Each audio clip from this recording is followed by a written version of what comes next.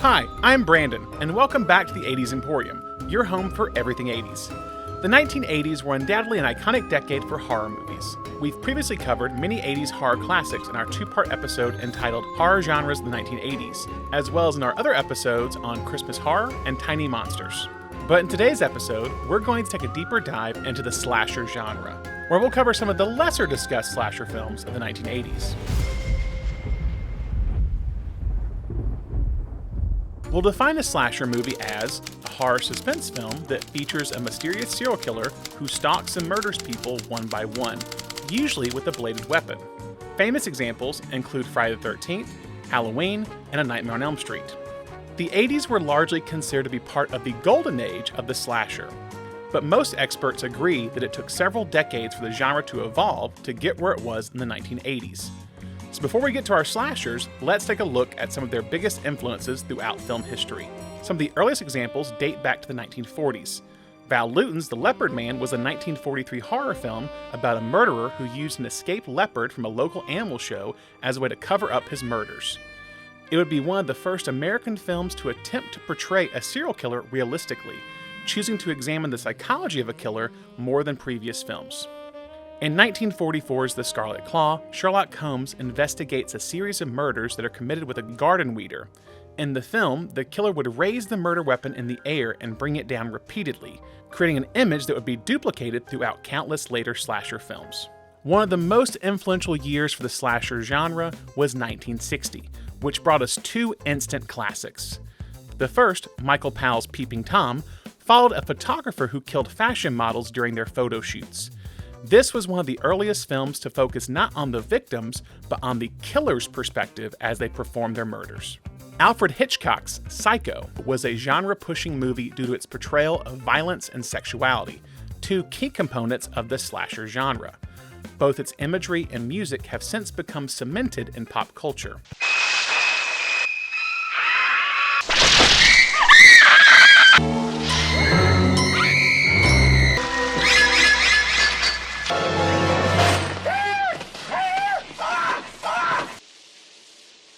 That kid gets no tip. Throughout the 60s and 70s, movies about killers became more popular not only throughout America, but in Europe as well. In 1960s England, Hammer Studios was primarily known for its gothic horror film adaptations of classic characters, such as Frankenstein and Dracula. After the success of Psycho, Hammer Studios began to make thriller films in a similar vein. The Hammer films were important to the birth of the modern slasher in a few ways. First, they pushed boundaries as to what could be shown on screen, opting for more gore and blood.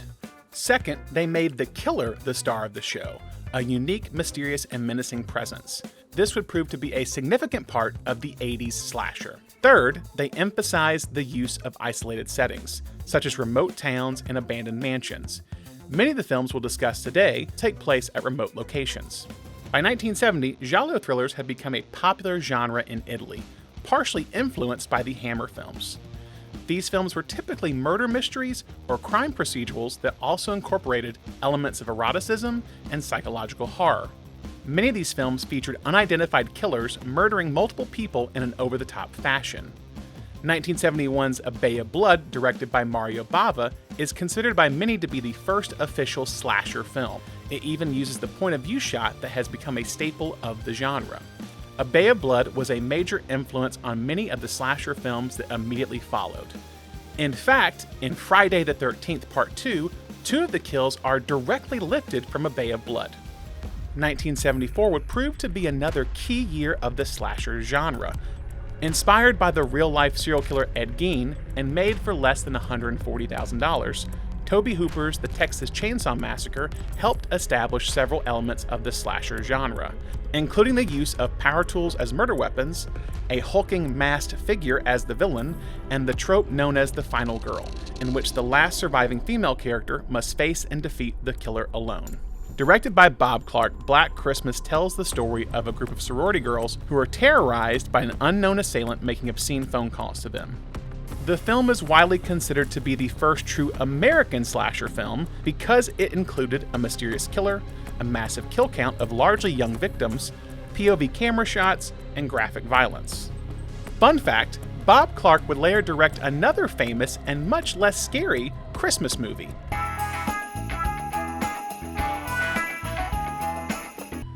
Black Christmas would later inspire another famous slasher film centered around another holiday.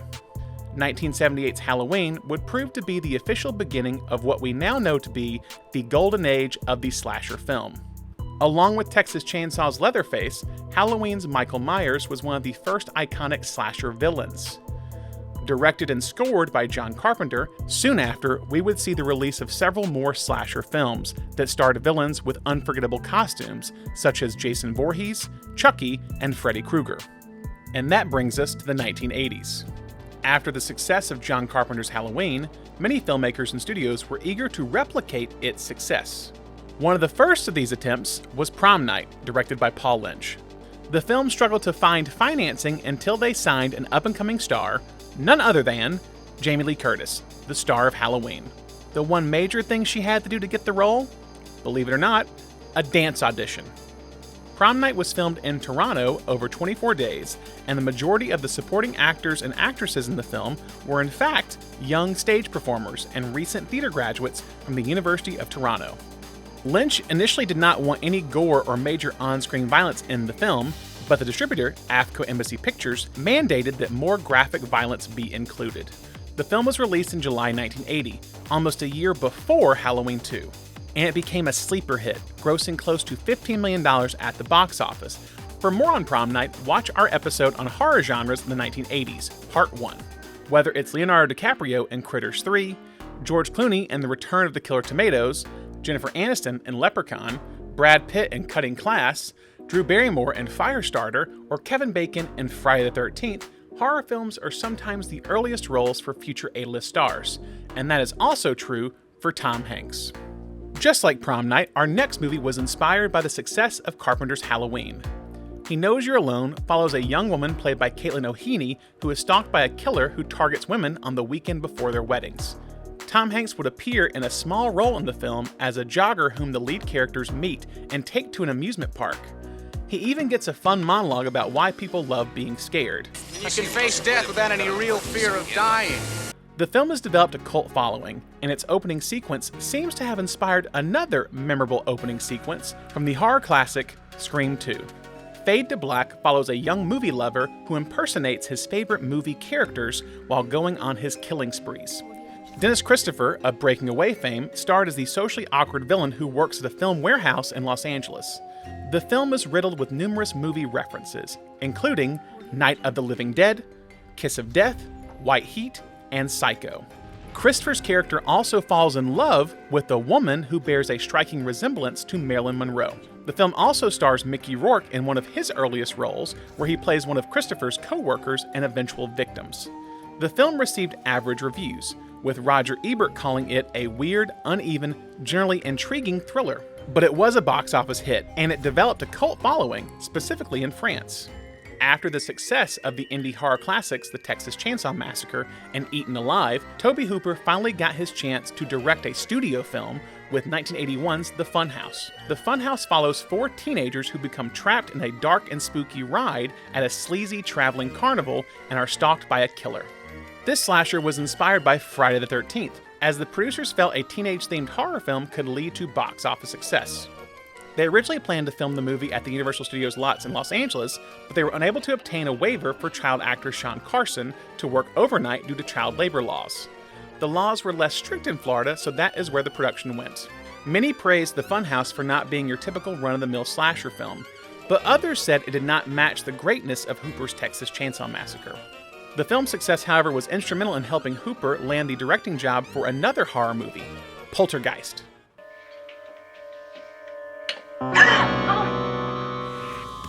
Released in 1982, the Slumber Party Massacre follows a group of high school girls who throw a slumber party. In an unfortunate coincidence, the party is on the same night that an escaped serial killer breaks out of prison, armed with a power drill and looking for fresh meat. Written by author and feminist activist Rita Mae Brown, the Slumber Party Massacre was initially supposed to be a parody of the slasher genre.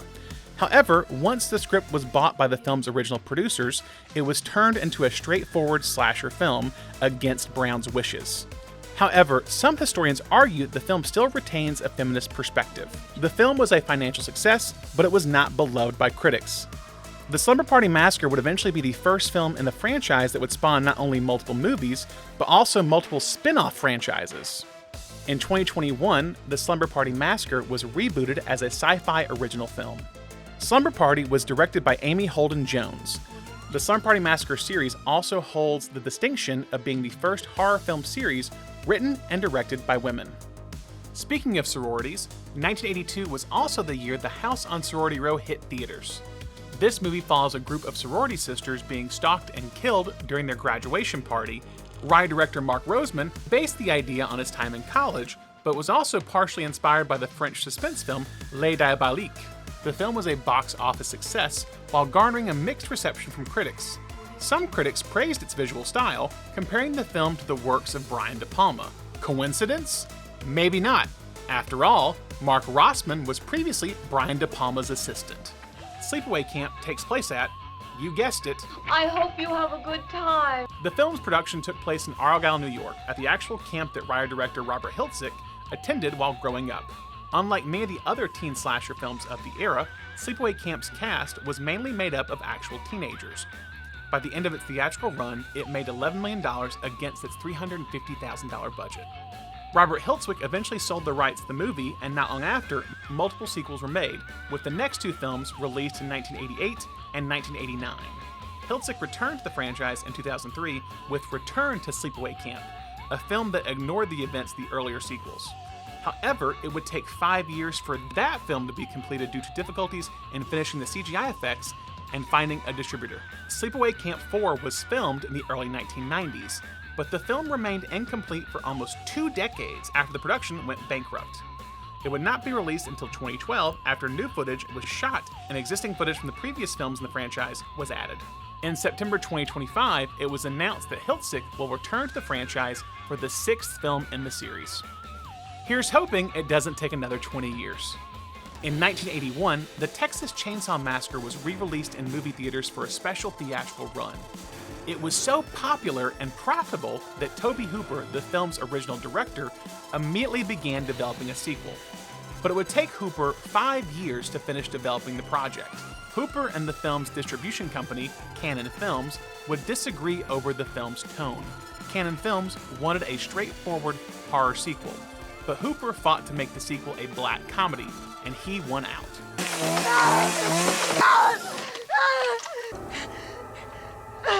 Are you mad at me? In fact, to match its comedic tone, the poster was a direct parody of another popular film of the era.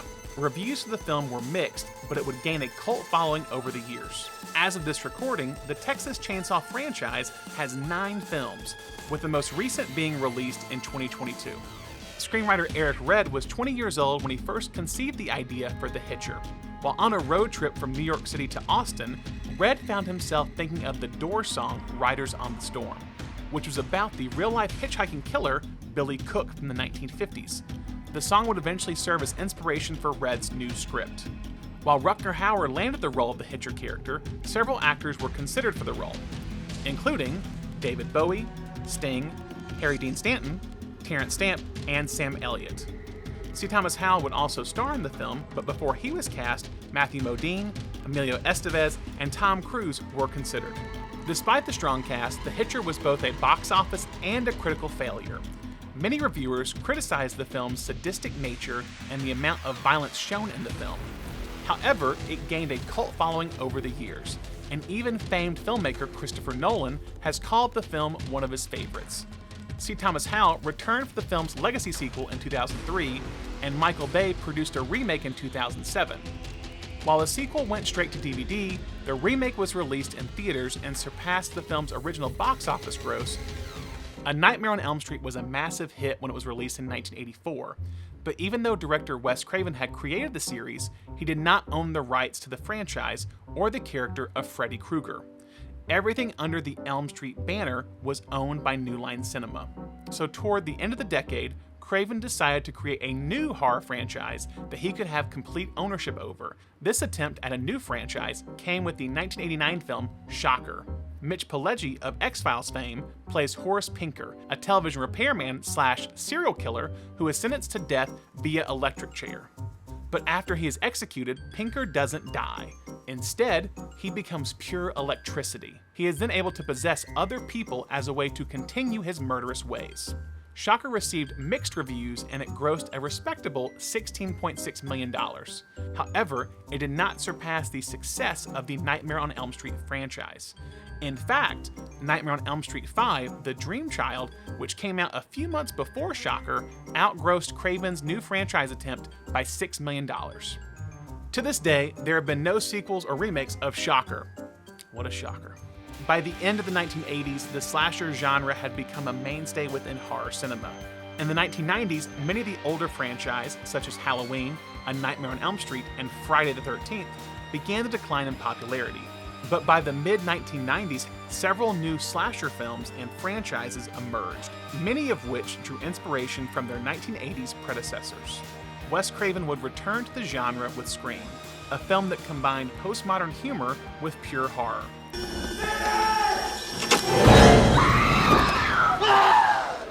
Written by screenwriter Kevin Williamson, the movie poked fun at the slasher genre while also building upon it, creating something new and fresh for the 90s. There would be countless references to previous 80s slashers in Scream, with Craven even wearing Freddy Krueger's famous knit sweater in his cameo in the film. Williamson also wrote another popular 1990s slasher, I Know What You Did Last Summer, which drew inspiration from movies like Prom Night and The House on Sorority Row. This new humorous approach to 1990s slashers stemmed from the fun, campiness of the 1980s slashers. The 2000s saw countless remakes of some of our 80s favorites, from Nightmare on Elm Street and Friday the 13th to Prom Night and My Bloody Valentine. Over the past 15 years, filmmakers have begun to try new and exciting ways to keep the slasher genre fresh and exciting. Happy Death Day is a sci-fi horror comedy involving a time loop. Netflix's Fear Street trilogy explores the slasher genre throughout different periods of time. Freaky involves a killer twist on the body swap comedy. The Strangers franchise involves the terror that comes from a house invasion. And Ty West's X trilogy features a final girl who may just be as unhinged as the killer. We feel it's safe to say that, much like Michael Myers and Freddy Krueger, the slasher genre will never truly be gone for good. Now I want to hear from you. What are some of your favorite slasher films from the 1980s? Will you be checking out any from our list? Did we miss any? Should we start prepping for Slashers Part 2? Let us know in the comments.